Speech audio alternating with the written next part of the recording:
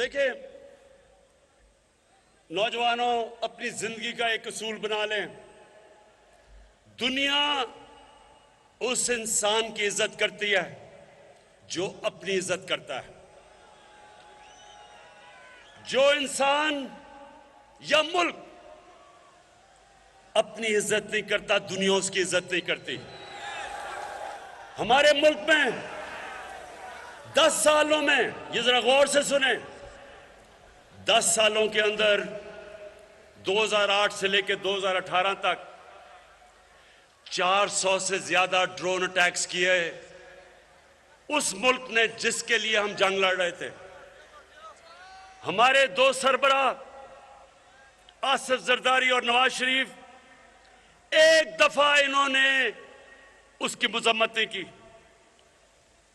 ये दुनिया के सारे कानून के खिलाफ है कि आप बमबारी करें और दहशतगर्द कहें जी मैं जिसको मारें कहें जी दहशतगर्द है। कहीं दुनिया का कानून ये इजाजत नहीं देता। और फिर एक तरफ पाकिस्तान उनके लिए जंग लड़ रहा है और वही हमारे ऊपर बमबारी कर रहे हैं। मैं बार बार इनकी मुखालफत की, मैंने धरने दिए, मैंने हर जगह कहा कि ये इंसानी हुकूक के खिलाफ है। मैंने अमेरिका में जाके ये कहा, मैंने बरतानिया में ये स्टेटमेंट्स दी। एक जगह यूरोपियन यूनियन के एम्बेसडर्स शाह महमूद कुरैशी भी मेरे साथ थे, शिरीन मजारी भी थी। वो सारे कोई 20 एम्बेसडर बैठ के मुझे कह रहे थे कि तुम क्यों मुखालफत कर रहे हो ये ड्रोन अटैक्स की। कहते वो तो दहशतगर्द मार रहे हैं, तो आप क्यों मुखालफत कर रहे हैं। ये शाह महमूद को याद होगा और शिरीन को। मैंने उनको कहा कि लंदन में एक हमारा दहशतगर्द बैठा है 30 सालों से। उस दहशतगर्द ने जितने कराची में लोगों को कत्ल किया है, कोई भी दहशतगर्द जो तुम मार रहे हो उसने इतने कत्ल नहीं किए। फर्क यह है कि उसने पाकिस्तानियों का कत्ल किया है, पाकिस्तानियों के खिलाफ दहशतगर्दी की है, और वो आराम से लंदन में बैठा है। हम कहते हैं कि जनाब हमें दो, आप कहते हैं जी कानून में, आप कहते हैं अदालत में आके साबित करें। तो मैंने उससे कहा कि अगर पाकिस्तान, अगर आप हमें इजाजत देंगे कि हम ड्रोन अटैक करके उसको लंदन में मार दें। इनको याद है शाह महमूद को। मैंने उससे जब पूछा, मैंने कहा आप हमें इजाजत देंगे, और अगर आप इजाजत नहीं देंगे और कभी भी कोई भी महजब माशरा नहीं देता, तो क्या हम आपके कमी हैं कि आप यहां के ड्रोन अटैक्स मार रहे हैं। पाकिस्तानियों, मैं वाज़ेह कर दूं कि मैं समझता हूं कि पाकिस्तान को दुनिया में हर मुल्क से अच्छे ताल्लुकात रखने चाहिए। अमेरिका से अच्छे ताल्लुकात रखने चाहिए। बहुत बड़ी पावर है, हमारी तिजारत उसके साथ है। हमारे बड़े अजीम पाकिस्तानी वहां रहते हैं। लेकिन मैं 22 करोड़ पाकिस्तानी का वजीर आजम हूं। मेरी सबसे बड़ी जो जिम्मेदारी है कि मैं अपने पाकिस्तानियों के हुकूक की हिफाजत करूं, मैं अपने पाकिस्तान के मफादात की हिफाजत करूं। मैं ये कभी इजाजत नहीं दूंगा कि कोई आके फॉरेन पॉलिसी ऐसी हो कि हम किसी को खुश करते करते अपने मुल्क को नुकसान पहुंचाएं। मैं ये कभी इजाजत नहीं दूंगा। मैंने, अब ये जरा गौर से सुने, मैंने अमेरिकी सदर को मिलने गया। आपने देखा भी होगा डोनाल्ड ट्रंप को जब मैं मिलने गया। मैं सबसे पहले आपको बताऊं कि मैंने कम से कम खर्चा क्यों किया। मैं कमर्शियल फ्लाइट पे गया, मैं होटल में भी नहीं ठहरा, मैं पाकिस्तान की एम्बेसी के कमरे में ठहरा।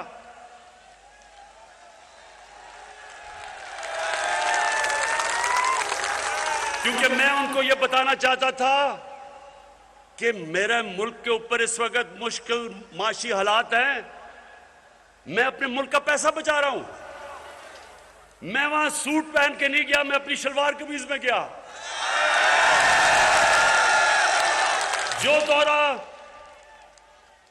जो दौरा नवाज शरीफ और जरदारी ने $12 लाख से और $14 लाख में किया, वो मैंने $1.5 लाख में किया। सिर्फ इसलिए कि मैं मगरब ज़हनियत को समझता हूं। आप वहां जाके बड़े बड़े होटलों में ठहरे हैं, अपने मुल्क का पैसा खर्च करें, उनको बड़े बड़े तोहफे दें, और उनको पता हो कि आपका मुल्क मकरूज है, वो आपकी इज्जत नहीं करते, वो आपको नीचा समझते हैं, वो आपका मजाक उड़ाते हैं आपके पीछे। मैं जानता हूं उनको। वो आपकी इज्जत करते हैं जब वो देखते हैं कि इसको अपने मुल्क की फिक्र है। वो देखते हैं कि उसे जब अपने मुल्क पे फख्र है, उसको शर्म नहीं आती पाकिस्तानी होते हुए। और सबसे ज्यादा वो आपकी इज्जत करते हैं। और ये सुने जरा गौर से, जब भी मेरे पास कोई बाहर से कोई सरबरा मुल्क का आता है, कोई फॉरेन मिनिस्टर आता है, तो सुने पाकिस्तानियों, मेरी एजेंसीज, मेरा फॉरेन ऑफिस मुकम्मल तौर पे उसके ऊपर बताता है कि उसने तालीम किधर हासिल की, उसने सियासत से पहले क्या किया, उसका पेशा क्या था, उसने पैसा क्या बनाया, वो ईमानदार है या नहीं, पूरा मेरे पास उसकी डिटेल आती है उसके मिलने से पहले। इसी तरह जब पाकिस्तान का सरबराह जाता है बाहर के मुल्क में, तो उनके पास हर चीज उसके ऊपर आ जाती है कि इसकी तालीम क्या है, इसकी सियासत में क्या इसका पोजीशन है, क्या ये ईमानदार है या नहीं। और जब उनको ये पता चलता है कि हमारे वजीर आजम के अरबों डॉलर की प्रॉपर्टीज बाहर पड़ी हैं, ये याद रखें कि उनकी एजेंसीज मुकम्मल तौर पे बता देते हैं कि उनके पैसे किधर हैं। उनकी लंदन में तो क्या पाकिस्तान में भी कोई प्रॉपर्टी नहीं, उनको सब पता चल जाता है। उनके पास एक एक चीज होती है। इसलिए अगर अल्लाह ने मुझे बाहर इज्जत दी, तो उनको सबको पता है कि मेरा कोई पैसा बाहर नहीं पड़ा। उन सबको पता है कि मैंने अपने मुल्क से करप्शन नहीं की। वो आपकी इज्जत करते हैं। और अल्लाह का शुक्र है कि चाइना में गए, उन्होंने हमारी इज्जत की। आपने देखा होगा कि उन्होंने रिकॉर्ड टाइम पे, हाफिजाबाद ये याद रखो, रिकॉर्ड टाइम में चाइना ने हमें फाइटर जहाज दिए, J-10C, जो आपको पता होना चाहिए कि ये 1982 के बाद पाकिस्तान के पास इस तरह के जहाज आए हैं, और ये हमारे तहफ़्फ़ुज़ के लिए। और जो लगने थे 2 या 3 साल, 7 महीने में उन्होंने हमें ये JC-10 की स्क्वाड्रन दी है। ये F-16 के बाद सबसे बड़ा पाकिस्तान की हिफाजत के लिए चाइना ने दिया है, क्योंकि इज्जत करते हैं।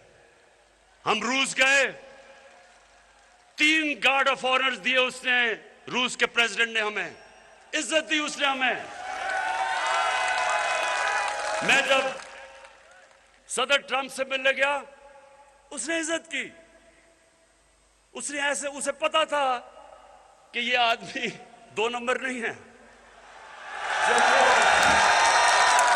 जब वो हमारे पिछलों से मिलते थे, तो इसलिए ये बेचारे उनके सामने गिरे हुए होते थे। तो देखें, कौम की इज्जत उसका प्राइम मिनिस्टर होता है, उसका सरबराह होता है। जब वो झुकता है, वो कौम की सारी इज्जत नफ्स तबाह करके रख देता है। तो मैंने आपसे 25 साल पहले अपनी कौम से कहा था कि ना मैं कभी किसी के सामने झुका हूं और इंशाअल्लाह कभी अपनी कौम को किसी के सामने झुकने नहीं दूंगा। 22 तारीख को 15 साल के बाद इस्लामिक मुल्कों की यानी OIC की कॉन्फ्रेंस हो रही है इस्लामाबाद में। 15 साल के बाद सारे मुसलमान मुल्कों के फॉरेन मिनिस्टर्स आ रहे हैं पाकिस्तान में। तो ये हमारा मुल्क, हमारी ताल्लुकात सबसे हैं, सबसे रखना चाहते हैं। और मैं आपको ये वाज़ेह कर दूं कि हम सबसे ताल्लुकात रखेंगे, लेकिन अपने मुल्क के मफादात के ऊपर कभी कॉम्प्रोमाइज नहीं करेंगे। अब मैं आता हूं मदीना की रियासत, जरा सुने, आखिर में पहुंच रहा हूं।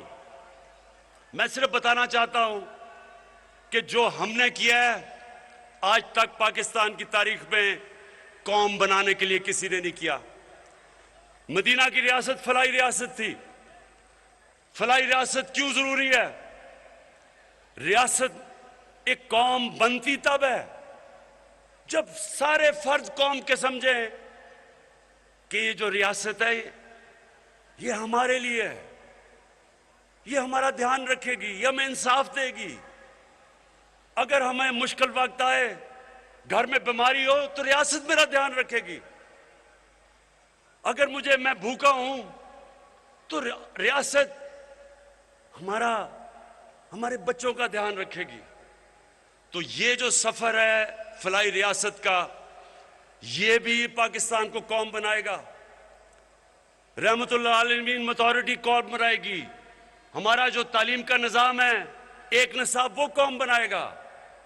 जो हमारी लीडरशिप है, अपनी कौम को खुददारी देके ये कौम बनाएगी। और ये जो फलाई रियासत है, इसमें सबसे बड़ा काम जो हमने हेल्थ कार्ड लेके आए हैं, हर खानदान स्वाय सिंध के, क्योंकि सूबे कर रहे हैं, ये उस्मान बुज़दार की मैं खास तारीफ करता हूं कि 400 अरब रुपया कभी पाकिस्तान में इस तरह का पैसा किसी ने खर्च नहीं किया आवाम पे। 400 अरब रुपया हम खर्च कर रहे हैं। हर खानदान को 10 लाख रुपए का हेल्थ कार्ड। इसका मतलब, ये जरा सुने, इसका मतलब ये कि अगर आपके घर में खुदा ना खास्ता बीमारी आए तो वो 10 लाख तक आप किसी भी अस्पताल में जाके अपना इलाज करवा सकते हैं। प्राइवेट हॉस्पिटल में जा सकते हैं। प्राइवेट हॉस्पिटल में आम आदमी सोच भी नहीं सकता जाने का। अभी जो लाहौर का महंगा हॉस्पिटल है, डॉक्टर्स हॉस्पिटल, उनके सरबराह डॉक्टर जावेद ने मुझे टेलीफोन किया 1 महीना पहले। कहता है, इमरान, मैं आपको बताना चाहता हूं कि हमारे हॉस्पिटल में, और महंगा हॉस्पिटल है, पहला हेल्थ कार्ड के ऊपर हार्ट का ऑपरेशन किया हमने। एक गरीब आदमी, एक ड्राइवर गया वहां, दिल की बीमारी थी, हेल्थ कार्ड के ऊपर प्राइवेट हॉस्पिटल में उसका मुफ्त इलाज हुआ। तो ये मुझे पाकिस्तानियों बताओ कि 70 साल से किसी ने ये नहीं सोचा कि आम आदमी के ऊपर क्या गुजरती है अगर घर में बीमारी होती है। ये कभी पाकिस्तान में चीजें नहीं हुई। फिर पनाहगाह, मैं जब लाहौर के, वो पुराना जो लाहौर का रावी का पुल था, जब उससे आता था दाता साहब की तरफ, तो वो जो बीच में, सड़क के बीच में जो जगह थी, हमेशा मैं देखता था कि बेचारे लोग सो रहे हैं उसके ऊपर, मजदूर सो रहे हैं उसके ऊपर, ट्रक गुजर रहे हैं रात को, बसें गुजर रही हैं, धुआं आ रहा है, मिट्टी आ रही है। कभी किसी ने नहीं सोचा कि उनके लिए एक हम पनाहगाह बना दें कि जाके उधर सो सके गरीब लोग। कभी किसी ने नहीं सोचा। कभी किसी में यह रहम नहीं आया कितना पैसा लगता है। कम से कम सोचे तो सही कि मजदूर बेचारे बाहर से आते हैं शहर में काम करने के लिए, अपने बीवी बच्चों का पेट पालने के लिए। तो पैसे बचाने के लिए बेचारे सड़क पे सो जाते हैं, ताकि जो भी हम पैसा बचाएंगे तो हम बच्चों को, बीवी बच्चों को भेज सकें। लेकिन कभी रियासत में किसी ने नहीं ये सोचा, क्योंकि एहसास ही नहीं है। हमने पहली दफा, मैं आपको बताऊं, पनाहगाह के अब हम सारे पाकिस्तान में बना रहे हैं मॉडल। हम ऐसा कैसा कर रहे हैं कि पनाहगाह, उसके अंदर एक बनेगी पनाहगाह जिधर लोग रात को सो सकते हैं, खुली हुई हैं, लेकिन इसको और बेहतर अब कर रहे हैं। उनको उसल खाने, नहा सकते हैं, उनको खाना मिलेगा 2 वक्त का, मुफ्त खाना खाएंगे, ताकि उनको किराए पे पैसा खर्च ना हो, ताकि खाने पे पैसा खर्च ना हो, और जो भी मजदूरी का पैसा हो वो अपने बीवी बच्चों को भेज सके। और इन पनाहगाहों के साथ साथ अब हम दुकानें बनाएंगे, दुकानों से आमदनी आएगी, पनाहगाह का खर्चा जाएगा। उसके साथ एहसास सेंटर खोलेंगे, उनकी ट्रेनिंग करवाएंगे, तो इंशाअल्लाह ये फलाई रियासत की तरफ पूरा हमारा रास्ता है।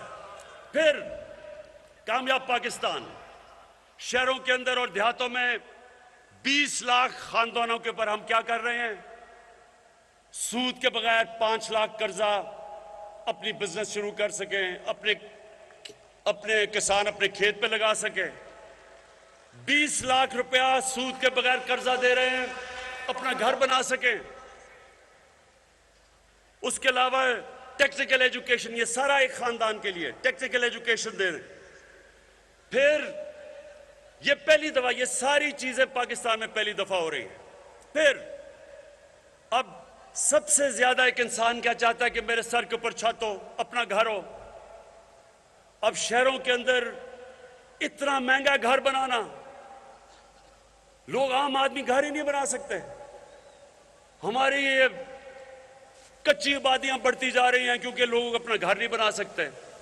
तो पहली दफा, आप सुनो मेरे पाकिस्तानियों, पहली दफा हमने बैंकों के साथ मिलके, हुकूमत ने भी पैसा डाला है, बैंकों ने पहली दफा कर्जे देने शुरू हुए उन लोगों को, मजदूरों को, वेल्डर को, मोची को, दर्जी को। और कैसे कर्जे, अब क्या किया हमने, जो वो किराए का जो किस्त देते थे 1 महीने की किराए के लिए, उसी किस्त को हमने बैंकों से कर्जा ले लिया, बजाय किराया देने के वो बैंकों को किस्त देते हैं और घर उनका अपना हो जाता है। अब तक 60 अरब रुपए, अब तक 60 अरब रुपए पाकिस्तान की तारीख में पहली दफा बैंकों ने ये छोटे लोगों को कर्जे दिए हैं। इससे पहले सिर्फ पैसे वालों को कर्जे मिलते थे। और इंशाअल्लाह मेरा इसको हम बढ़ाते जाएंगे, और मेरी ख्वाब ये है कि मेरे आम लोगों के लिए हम सस्ते कर्जे दें ताकि वो अपने घर बना सकें। फिर हम, महंगाई का दौर है, एहसास राशन, एहसास राशन अब हम शुरू कर रहे हैं। 2 करोड़ खानदान को हम पैसा दे रहे हैं, वो जाके घी, आटा और चीनी 30% इसके ऊपर उनको रियायत मिलेगी करियाना स्टोर से। ये पूरे पाकिस्तान में 2 करोड़ खानदान के लिए हम कर रहे हैं। और उसके बाद ये सुने, जरा ये सुने मेरे नौजवानों, जो मुझे सबसे ज्यादा खुशी है, हमने रिकॉर्ड टैक्स इकट्ठा किया। पहली दफा पाकिस्तान के लोगों ने इतना टैक्स दिया। उस टैक्स से आज हमने, बजाय पेट्रोल और डीजल की कीमत 20 रुपए बढ़ाना, हमने पेट्रोल और डीजल की कीमत 10 रुपए नीचे कर दी है। 5 रुपए यूनिट बिजली की कीमत कम कर दी है। और इसके लिए ये जरा सुने, आज अमेरिका में 220 रुपए का पेट्रोल है, बर्तानिया में 350 रुपए का है, हिंदुस्तान में 220 रुपए का है, दुबई में 151 रुपए का है। उनका अपना तेल जमीन से निकलता है, पाकिस्तान बाहर से मंगवाता है, और पाकिस्तान में 150 रुपए लीटर है। सारे इलाके से सबसे सस्ता आज भी हमारा पेट्रोल है, क्योंकि हम पैसे दे रहे हैं, टैक्स का पैसा, ताकि अवाम पे बोझ ना पड़े। और इंशाअल्लाह जैसे जैसे मेरी कौम टैक्स देती रहेगी, वैसे वैसे मैं आपके ऊपर पैसा खर्च करता रहूंगा, बोझ आपका कम करता रहूंगा। और मैं अब माइशत के ऊपर आ रहा हूं। ये जरा मेरी गौर से सुने, मैं आखिर अब तकरीर खत्म करने वाला हूं। ये जरा गौर से सुने अब बात। 100 साल में एक दफा इतना बड़ा अजाब है जो कोरोना है। 100 साल में इतना बड़ा बुरहान आया दुनिया के अंदर। जब बुरहान आया तो मेरे पाकिस्तानियों, सारी दुनिया ने लॉकडाउन लगा दिए, सारा कारोबार बंद कर दिया, लोगों को घरों में बंद कर दिया। हिंदुस्तान ने भी कर दिया। मुझे सबने कहा कि आप भी पाकिस्तान में लोगों को बंद कर दें। मैंने बार बार लोगों से एक सवाल पूछा कि मुझे बताओ कि अगर मैं लॉकडाउन लगाऊंगा, मेरे दिहाड़ीदार का क्या बनेगा, टैक्सी ड्राइवर का क्या बनेगा, रिक्शा ड्राइवर का क्या बनेगा, छाबड़ी वाले का क्या बनेगा। जो आदमी पैसा कमाता है और अपने बच्चों को पालता है, जो दिहाड़ी कमा के बच्चों को खाना देता है, उसका क्या बनेगा। सिंध ने मेरी बात नहीं मानी, सिंध हुकूमत ने लॉकडाउन लगा दिया। मुझे बुरा भला कहा गया। सारी ऑपोजिशन पार्टीज की तकरीरें मौजूद हैं। हर जगह उन्होंने कहा कि इमरान खान मुल्क को मरवा देगा। तो मेरे हाफिजाबाद के नौजवानों, अल्लाह का करम हुआ कि आज 2 साल के बाद सारी दुनिया ये कह रही है कि जो इमरान खान और पाकिस्तान ने कोरोना पे जो उन्होंने हिकमत अमली की थी, वो दुनिया में सबसे अच्छी है। दुनिया आज हमारी हिकमत अमली पे चल रही है। तो मैं सिर्फ आपको ये कहना चाहता हूं कि अगर हम इतने नाहिल थे, तो सबसे मुश्किल वक्त में जो पाकिस्तान ने हिकमत अमली इख्तियार की, दुनिया ने उसकी तारीफ की। वर्ल्ड हेल्थ ऑर्गेनाइजेशन ने, वर्ल्ड इकोनॉमिक फोरम ने, इकोनॉमिस्ट ने पाकिस्तान को दुनिया के टॉप 3 मुल्कों में रखा। हमने अपने मुल्क अवाम को भी बचाया, अपनी माइशत को भी बचाया। और कोरोना के दौर में पाकिस्तान की माइशत माशाअल्लाह अल्लाह के करम से 5.6% पे बढ़ी। 5.6%। सब दंग रह गए। हमारी रिकॉर्ड, ये जरा सुने, रिकॉर्ड एक्सपोर्ट, टेक्सटाइल की रिकॉर्ड एक्सपोर्ट, बाहर से पाकिस्तानियों ने जो पैसे भेजे रेमिटेंसेस, वो रिकॉर्ड। हमारी कंस्ट्रक्शन के अंदर 1500 अरब रुपया आया, वो रिकॉर्ड। हमारा आईटी के अंदर एक्सपोर्ट, वो रिकॉर्ड। 4 बड़ी जो हमारी फसलें थी, गंदम, गन्ना, चावल और मकई, चारों में रिकॉर्ड हुआ। और अब इंशाल्लाह जो हमने इंडस्ट्रियल पैकेज दिया है, ये मेरी अब पेशेंट गोई सुन लो। जो हमने अब इंडस्ट्रियल पैकेज दिया, आप देखेंगे कि ये पाकिस्तान को बिल्कुल एक तब्दील करके एक अजीम मुल्क बना देगा। हमें दुनिया में, और ये सुन लो आखिरी 2 चीजें, हमने जो मौसम की तब्दीली के ऊपर कदम उठाए, बरतानिया के प्राइम मिनिस्टर ने यूनाइटेड नेशंस में पाकिस्तान को कहा कि पाकिस्तान मिसाल है। पाकिस्तान वो मुल्क है जो दुनिया को दिखा रहा है कि मौसम की तब्दीली यानी क्लाइमेट चेंज का कैसे मुकाबला करना है। फिर 50 साल में, हाफिजाबाद के लोगों, आप यहां ज्यादातर किसान हो, 50 साल में पहली दफा पाकिस्तान में डैम्स बनी हैं। 10 डैम्स बना रहे हैं हम, ये 50 साल के बाद, ताकि पानी को बचाएं, ताकि किसानों के पास ज्यादा पानी आए, सस्ती बिजली बने, पानी के ऊपर बिजली बने। और इंशाअल्लाह 3 साल में पहली मोमन डैम कंप्लीट हो रही है, उसके बाद दासू डैम और उसके बाद बादशाह डैम। इससे पाकिस्तान में जो पानी का हम जो रिजर्वॉयर है वो दुगने हो जाएंगे, यानी पानी हमारे पास दुगना हो जाएगा आज से, और इंशाल्लाह ये किसानों के लिए बड़ी खुशखबरी है। मैं आखिर में मेरे हाफिजाबाद के लोगों, मैं आपके सामने आखिर में एक बात कहता हूं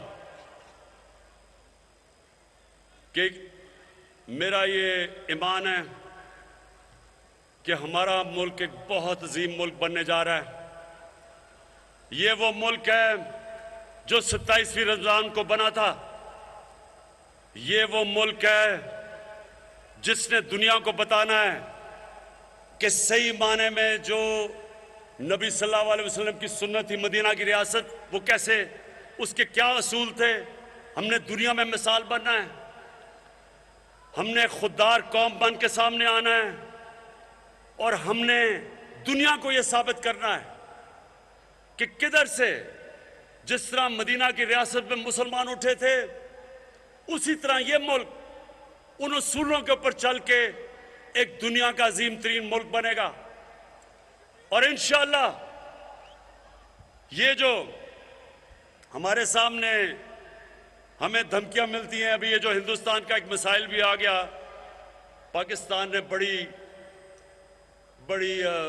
हिकमत से इसका जवाब दिया, हालांकि हम और भी कुछ कर सकते थे।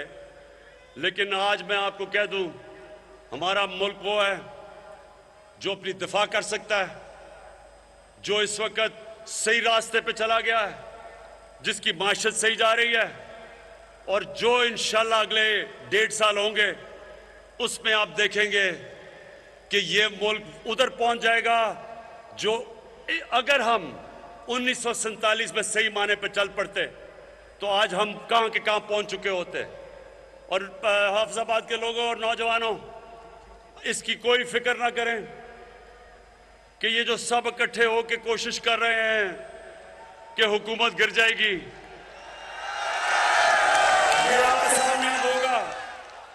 आने वाले दिनों में आप सब देखेंगे कि ये बजाय हुकूमत के गिरने के, ये जो 3 चूहे निकले हैं करने चले शिकार, इन तीनों का इंशाल्लाह आप शिकार होते देखेंगे। पाकिस्तान पाइंदाबाद। वज़ीर आज़म का हाफिजाबाद में जलसे से खिताब। वज़ीर आज़म इमरान खान ने 6.5 अरब की यूनिवर्सिटी ऑफ हाफिजाबाद का इफ्तिताह किया। हाफिजाबाद सड़क की तामीर के लिए 10 अरब के मंसूबे का इफ्तिताह किया। वज़ीर आज़म ने 10 अरब के 400 बेड्स पर मुश्तमिल DHQ हस्पताल का इफ्तिताह भी किया।